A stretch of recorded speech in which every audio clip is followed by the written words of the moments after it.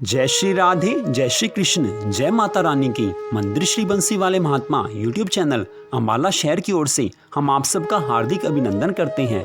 आज हम आपको सुनाने जा रहे हैं श्री दुर्गा सप्तशती के दूसरे अध्याय का हिंदी अनुवाद। इस अध्याय का नाम इस प्रकार है, देवी जी का प्रादुर्भाव एवं महिषासुर की सेना का वध।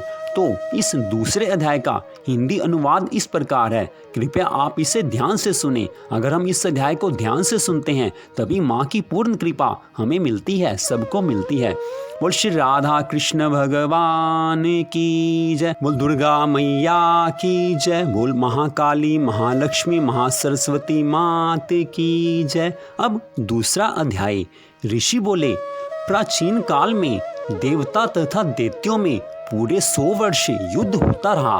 उस समय दैत्यों का स्वामी महिषासुर तथा देवताओं का इंद्र था। उस संग्राम में देवताओं की सेना महाबली दैत्यों से हार गई। तब सभी देवताओं को जीतकर महिषासुर इंद्र बन बैठा।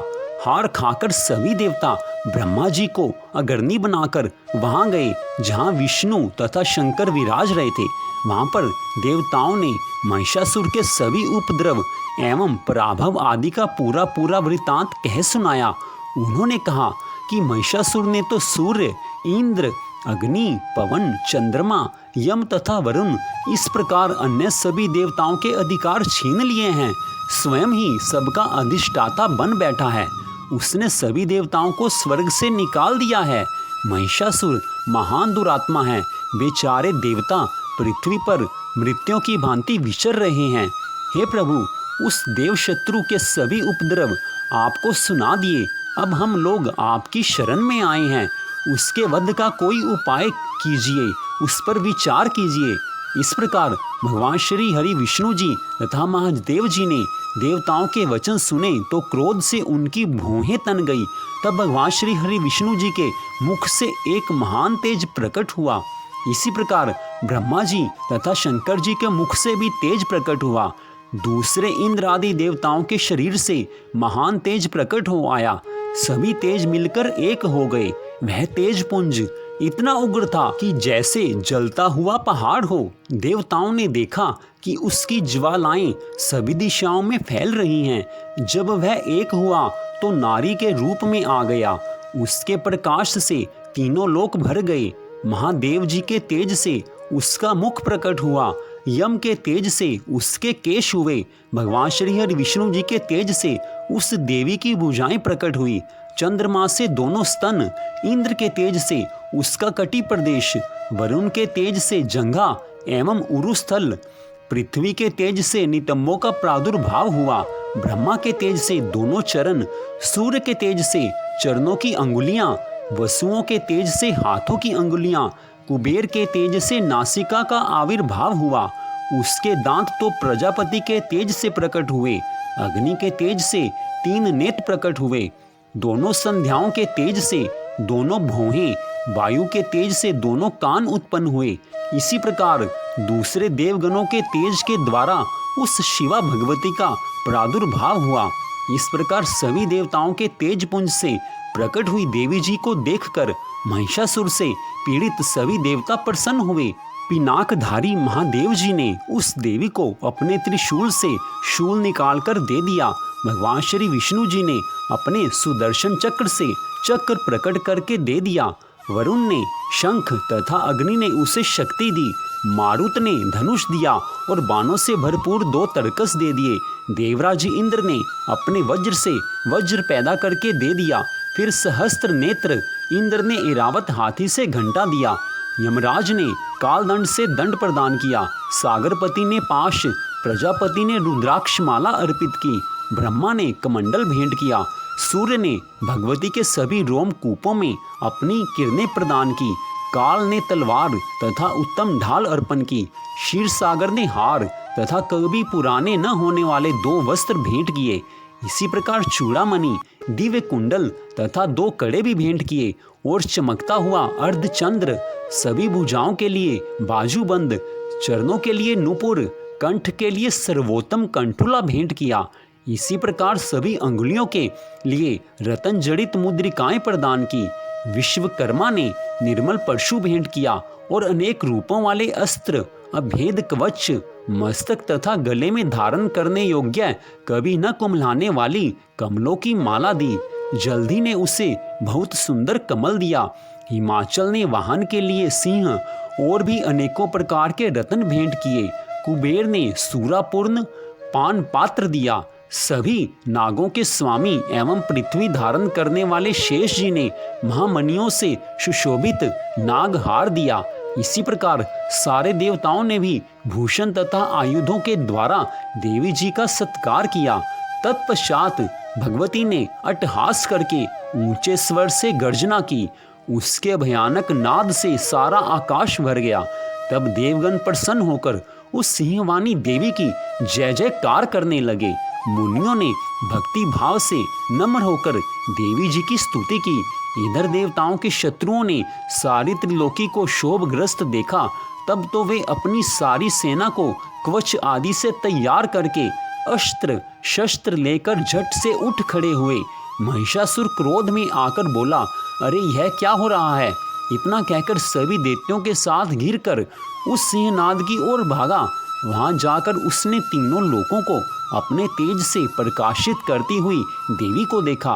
उस देवी के चरणों के भार से पृथ्वी दबी जा रही थी। माथे के किरीट मुकुट से आकाश पर रेखाएं पड़ती जा रही थी। उसके धनुष टंकार से सातों पाताल शोभग्रस्त थे और हजारों भुजाओं से सभी दिशाओं को ढांप कर देवी खड़ी हुई थी। देवी जी के साथ उन दैत्यों का युद्ध आरंभ हो गया। नाना प्रकार के अस्त्र शस्त्रों के प्रहारों से दसों दिशाएं भर गई। महिषासुर का सेनापति उस समय चिक्षुर नामक एक महान दैत्य था। देवी जी के साथ उसी का युद्ध होने लगा।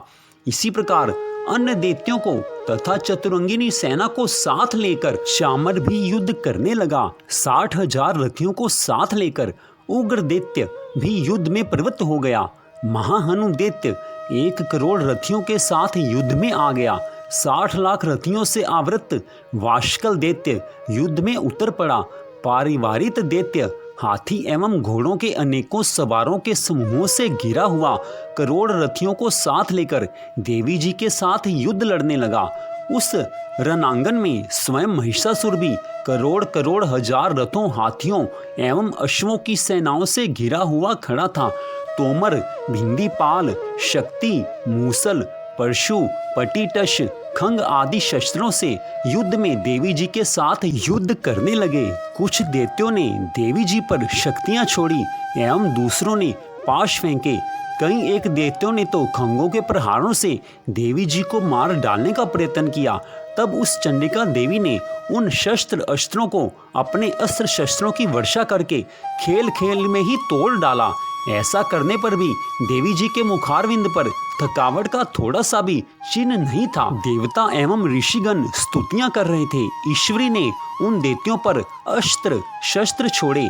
इधर देवी जी का वाहन सिंह भी क्रोध में आ गया। अपने गर्दन के बाल हिलाता हुआ दैत्यों की सेना में इस प्रकार घूमने लगा जैसे कि वन में वन की अग्नि फैलती ही जा रही हो। उस युद्ध भूमि में युद्ध करती हुई अंबिका ने जितने श्वास छोड़े वही श्वास झटपट सैकड़ों हजारों गणों के रूप में परिणत हो गए। प्रकट होकर उन गणों ने खंग, भिंदीपाल, परशु, पटिष्टश आदि शस्त्रों से युद्ध आरंभ कर दिया। देवी जी की शक्ति से वृद्धि पाकर वे गण दैत्यों का नाश करने लगे। साथ में दूसरे गण नगाड़े, शंख आदि बजाने लगे। महती प्रसन्नता देने वाली उस युद्ध उत्सव रूप में कुछ एक ने मृदंग बजाए। तब देवी जी ने त्रिशूल, गदा और शक्तियों की वर्षा से तलवार आदि शस्त्रों से सैकड़ों महान असुर मार डाले। दूसरे कितने एक दैत्यों को घंटा के भयप्रद नाद से मूर्छित करके मारकर गिरा दिया। मरे दैत्यों को पाश से बांधकर पृथ्वी पर घसीट डाला। इस प्रकार दूसरे दैत्यों को तेज तलवार के प्रहारों से दो दो टूक कर डाला। कितने एक तो गदा की चोट से घायल होकर पृथ्वी पर सो गए। मूसलों के प्रहार से कई एक रुधिर वमन करने लगे एवं कई एक शूल द्वारा वक्षस्थल फट जाने से पृथ्वी पर पड़ गए। कितने एक दैत्यवानों की वर्षा द्वारा युद्ध भूमि में काट गिराए। शयन बाज पक्षी की भांति आक्रमण करने वाले देव शत्रु दैत्य प्राण छोड़ने लगे। कितने एक दैत्यों की भुजाएं कट गई, दूसरों की ग्रीवाएं छिन्न भिन्न हो गई। कई दैत्यों के सिर कट गए, दूसरे मध्य से विदीर्ण हो गए। कुछ दैत्यों की जंघाएं कट गई और पृथ्वी पर गिर गए, और कुछ एक दैत्यों को तो एक भुजा, एक आंख एवं एक पांव वाला करके दो दो टुकड़े कर डाला। कितने एक तो सिरों के कट जाने पर फिर उठ पड़े। परम क्रुद्ध होकर वे कबंध धड़ ही देवी जी से लड़ने लगे। कई एक धड़ नगाड़ों के लय ताल पर नाचने लगे। सिर कटे कितने एक धड़ हाथों में तलवारें, शक्तियां, रिष्टियां लेकर घूम रहे थे, और कई एक महाअसुर देवी जी को ठहर जा यह कहकर ललकारने लगे। मार मार कर गिराए हुए रथी, हाथी, घोड़े एवं दैत्यों की लाशों के द्वारा जहां मां युद्ध हो रहा था, वहां की पृथ्वी इस प्रकार भर गई कि वहां का आना जाना कठिन हो गया। वहां सेना एवं असुरों के रुधिर पान से रुधिर की बड़ी बड़ी नदियां चलने लगी। मां जगदम्बा ने एक क्षण में ही दैत्यों की महती सेना का इस प्रकार नाश कर दिया कि जैसे लकड़ियों के बड़े ढेर को अग्नि जला देती है। देवी का वाहन सिंह अपने बालों को छटकाता हुआ, बड़ी गर्जना करता हुआ दैत्यों के शरीरों में मानो प्राण ही चुन रहा हो, इस प्रकार घूमने लगा। देवी जी के उन गणों ने महाअसुरों के साथ बड़ा युद्ध किया, जिससे देवता प्रसन्न होकर आकाश से पुष्पों की वर्षा करने लगे। तो इस प्रकार श्री दुर्गा सप्तशती के दूसरे अध्याय का यहाँ पर विश्राम होता है। श्री दुर्गा सप्तशती के बाकी सभी अध्यायों की कथा भी हमारे चैनल पर डाली जाएगी, कृपया आप उससे जरूर सुनिए। नवरात्रों में तो श्री दुर्गा सप्तशती के अध्यायों की कथा सुनना विशेष रूप से मंगलकारी कहा गया है। तो अगर आपको यह कथा अच्छी लगी हो तो कृपया आप हमारे चैनल को सब्सक्राइब कीजिए, ताकि आगे आने वाली सभी कथाओं को आप सुन सकें। तो मंदिर श्री बंसी वाले महात्मा यूट्यूब चैनल अम्बाला शहर की ओर से हम आप सबका हार्दिक धन्यवाद करते हैं कि आपने इस कथा को सुना।